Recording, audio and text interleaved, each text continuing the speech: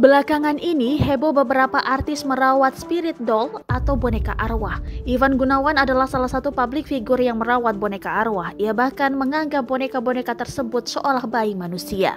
Nampaknya boneka arwah ini sedang menjadi tren di kalangan publik figur. Namun siapa sangka jika boneka arwah dapat membahayakan diri sendiri.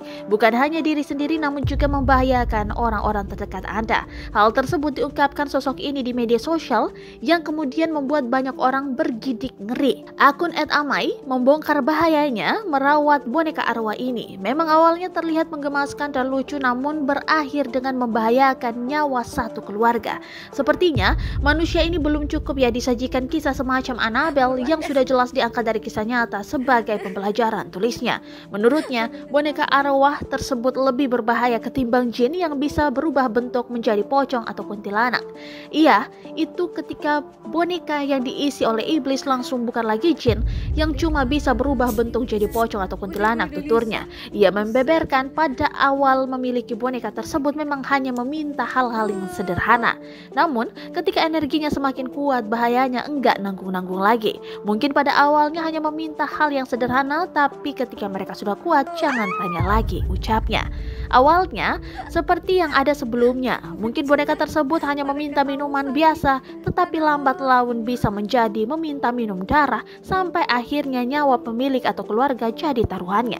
Tak sampai di situ saja, tentu boneka arwah bakal mempengaruhi kepada perasaan di dalam diri. Bahkan boneka arwah dapat meninggalkan bekas seperti cakaran, memar lebam atau gigitan seperti menjadi korban santet.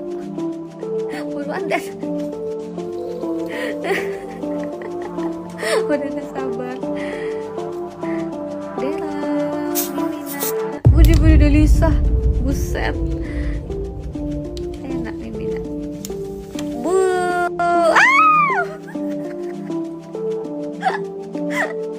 Buncrat, pada kehausan nih. Aduh. Pada habis ikut main ya sama mami jalan-jalan ya. Gokil.